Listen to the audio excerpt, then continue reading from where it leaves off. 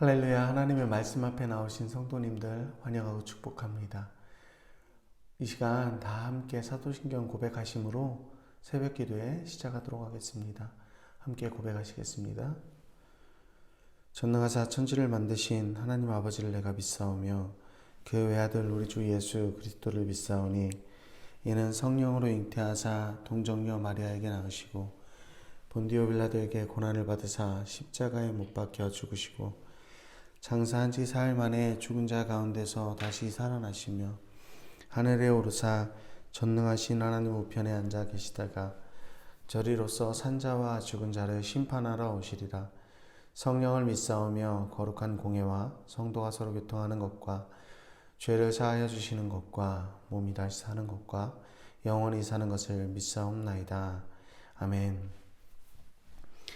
오늘 우리가 함께 살펴볼 본문 말씀은 민수기 33장 1절에서 49절까지의 말씀입니다.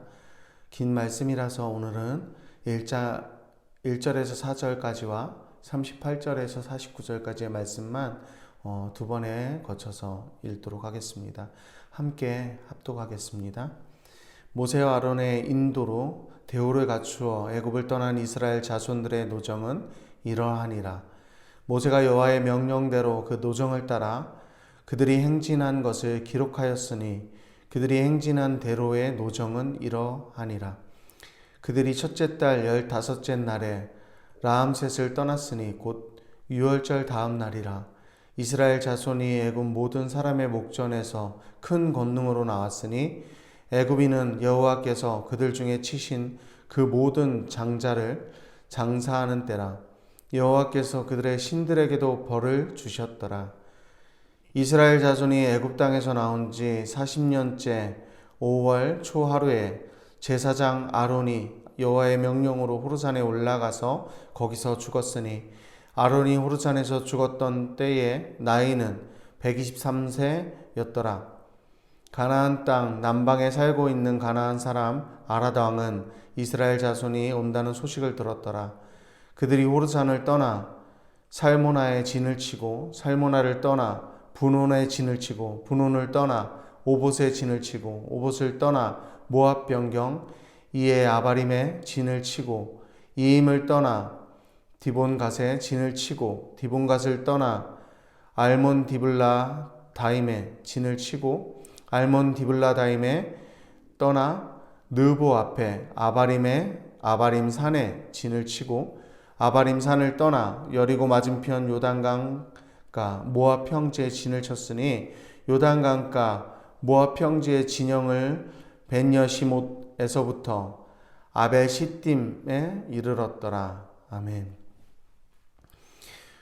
오늘 본문 말씀은 가장 많이 나오는 내용이 떠나 진을 치고 라는 것입니다. 어디를 떠나 어디에 진을 치고 어디를 떠나 어디에 진을 치고 이런 것처럼 오늘 본문의 서두에 이야기하고 있는 것처럼 그들이 들렸던 지명들을 노정이라는 표현을 가지고 나열하고 있는 장면입니다.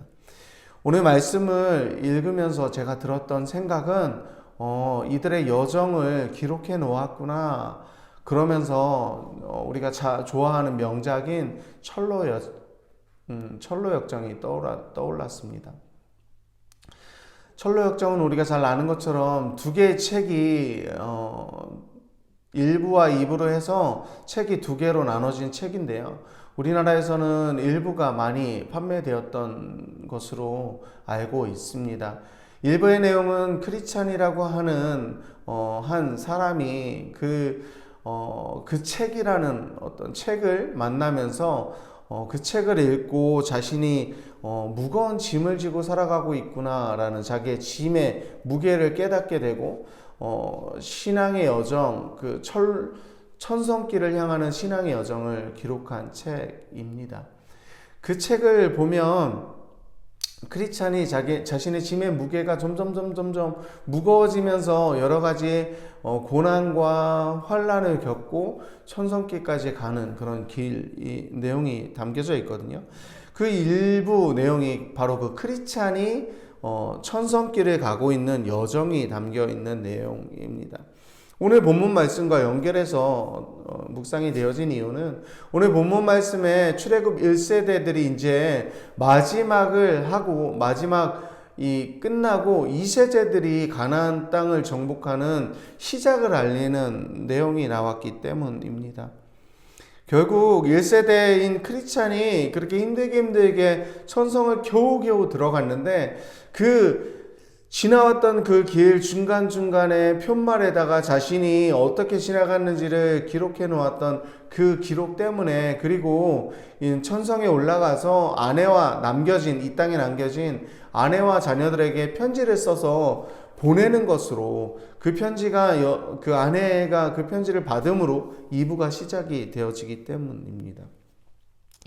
결국은 이분은 남편의 편지를 받고 그 남편의 편지를 믿기 시작하면서 우리도 떠나야 하겠구나 라는 마음을 아내가 갖게 되고 자녀들과 함께 출애굽 2세대들이 시작을 하는 것처럼 그 천성길로 나아가는 장면이 2부의 내용입니다.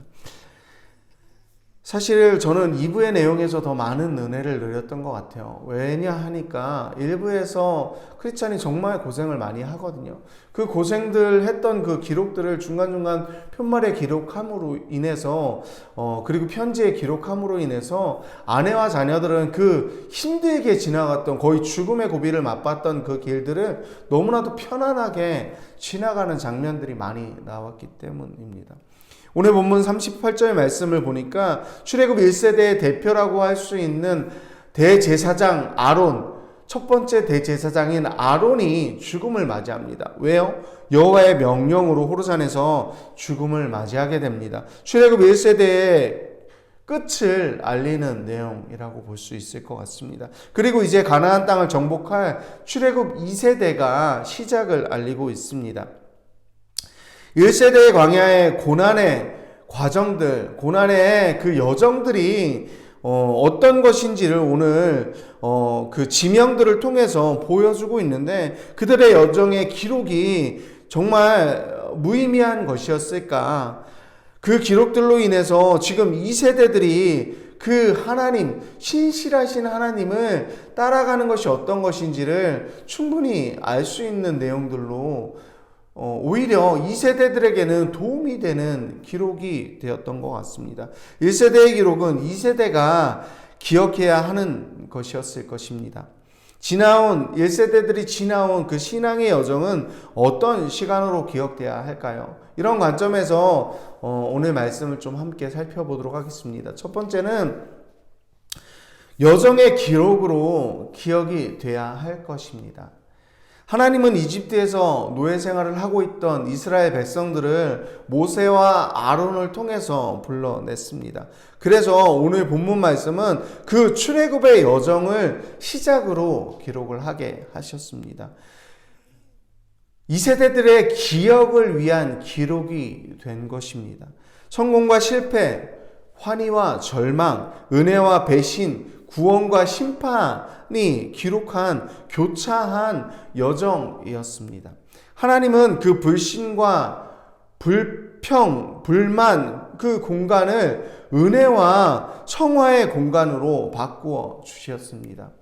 이스라엘 백성들은 힘겨웠지만 그곳에서만 경험할 수 있는 하나님의 은혜와 능력과 섭리가 있는 시간이었습니다. 이 세대들은 그 기록을 통해서 그 은혜와 그 하나님의 능력과 섭리를 기억할 수 있는 여정의 기록으로 받아들이게 되는 것입니다. 두 번째, 1세대들이 지나온 신앙의 여정을 어떤 시간으로 2세대들이 기억해야 할까요? 두 번째는 여정의 장애물로 기억하게 됩니다. 10하루면 11일이면 갈 수 있는 길을 40년이 시간이 흘렀습니다. 그리고 그들은 결국은 들어가지도 못했습니다. 이스라엘 1세대의 불신과 불순종 때문이었습니다. 은혜를 망각했고 하나님의 약속을 기억하지 못했고 다짐을 저버렸고 하나님의 약속과 말씀을 신뢰하지 않았습니다. 하나님을 불신하는 만큼 불평불만도 계속해서 커져만 갔습니다. 말씀에서 멀어지는 만큼 약속의 땅에서도 멀어지게 되었습니다. 출애굽 1세굽들은 그들의 문제는 결국 그들의 환경이나 그들의 조건 때문이 아니라 하나님의 약속에 대한 믿음의 부재였다는 사실을 기록하고 있는 것입니다. 이 여정의 기록을 통해서 2세대들은 무엇을 기억해야 할까요? 1세대들의 불신과 불순종, 결국 그것들은 믿음의 부재였구나, 장애물이었구나 라는 것을 기억하게 되는 것입니다. 믿음의 1세대, 출애굽 1세대들이 지나온 여정, 신앙의 여정은 2세대들이 어떤 것으로 기억해야 할까요? 마지막 세 번째는 여정의 전환점으로 기억하게 됩니다. 출애굽 1세대에게 선고된 40년 광야의 유랑 생활은 심판이 끝날 무렵에 첫 번째 대제사장인 아론의 죽음으로 맞이하게 되었습니다. 서두에 말씀드린 38절 말씀에 대제사장 아론의 죽음은 광야의 유랑 생활의 끝을 알리는 동시에 2세대들의 가나안 정복의 시작을 알리는 그런 전환기가 되었다라는 것입니다. 2세대의 가나안 정복의 시작의 신호탄이 되는 것입니다. 신약시대로 넘어온 새로운 세대를 살고 있는 우리에게는 어떤 의미로 오늘 말씀을 받아들여야 할까요? 진짜 대제사장이 누구인가요? 사람의 첫 번째 대제사장은 아론이었습니다. 아론의 죽음으로 인해서 새로운 2세대의 새로운 시작을 알렸다면 진정한 대제사장이신 예수님의 십자가의 죽음은 어떤 시작을 알리는 것일까요? 믿음의 새로운 세대의 시작을 알리는 것입니다. 이 땅을 정복하는 것, 이 땅을 하나님의 나라로 바꾸어가는 것의 시작을 알리는 신호탄이었다라는 것입니다. 이제 새로운 믿음의 자녀들 세대가 예수님 진정한 대제사장이신 예수님의 죽음의 신호탄을 보면서 우리는 새로운 시작을 맞아들이게 된 것입니다. 인생의 중요한 전환점이 된다라는 사실을 기억했으면 좋겠습니다. 말씀을 정리하겠습니다. 사랑하는 성도 여러분, 출애굽 1세대들의 불신앙과 불순종으로 인해서 광야의 시간은 11일이라는 짧은 시간에서 40년이라는 너무나도 긴 시간으로 늘어났습니다. 대제사장의 죽음의 신호탄을 통해서 이제 출애굽 2세대가 새로운 시작을 하게 되었습니다. 가나안 땅의 정령이라는 새로운 전환점을 맞이하게 된 것입니다.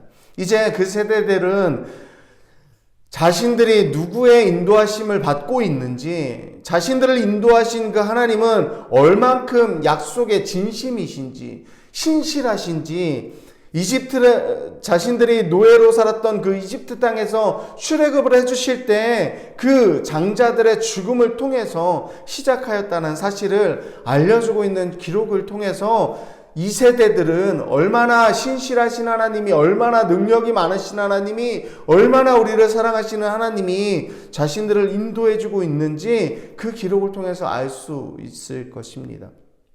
그렇다면 현재를 살아가고 있는 우리들은 인간들의 첫 제사장인 아론의 죽음을 통해서 이 세대들이 새로운 시작을 직감할 수 있고 하나님의 능력을 살펴볼 수 있었다면 진정한 대제사장이신 예수님께서 십자가에 죽으심으로 어떤 새로운 시작을 하게 될지 우리는 무엇을 바라보아야 할까요?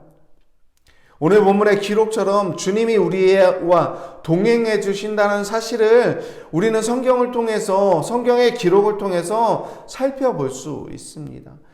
우리와 동행해 주신 그 시간들을 돌아봐야 할 것입니다.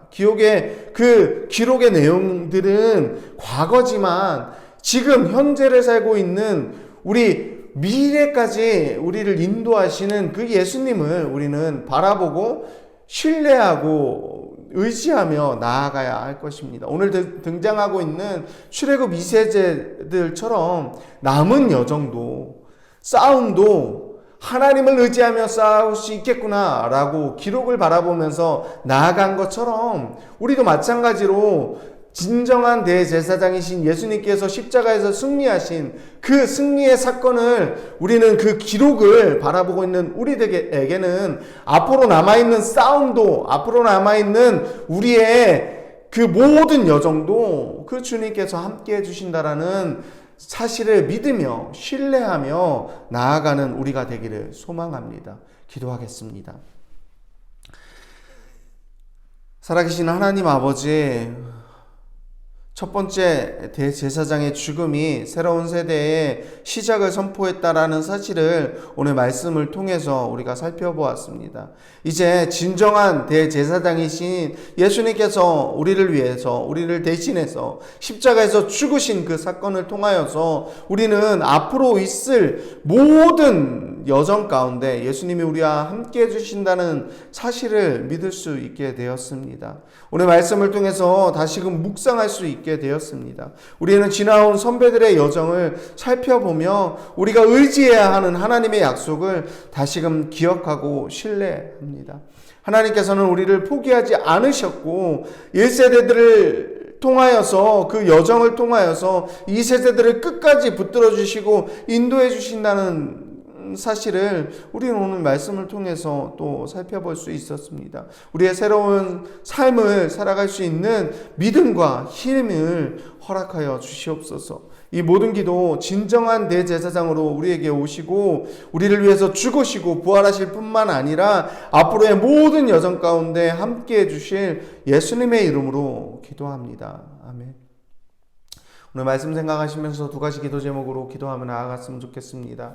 첫 번째 기도 제목은 믿음의 선진들이 기록한 신앙의 여정을 날마다 묵상하며 승리하는 하루를 살게 하옵소서. 두 번째 기도 제목은 우리의 새로운 시작을 위해 대제사장으로 오시고 죽으시고 부활하신 주님을 의지하는 하루를 살게 하옵소서. 기도하며 나아가도록 하겠습니다. 함께 기도하시겠습니다.